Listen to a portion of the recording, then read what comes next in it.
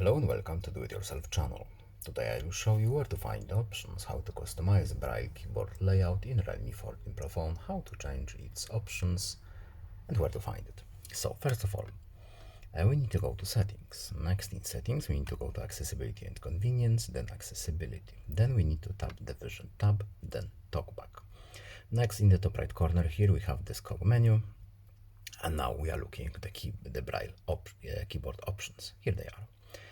And here we have our options, and we are looking for the layout options. We have three options here, so we can have the adapt version, we can have the screen away mode, or we can have the tabletop mode, and we can choose between the three.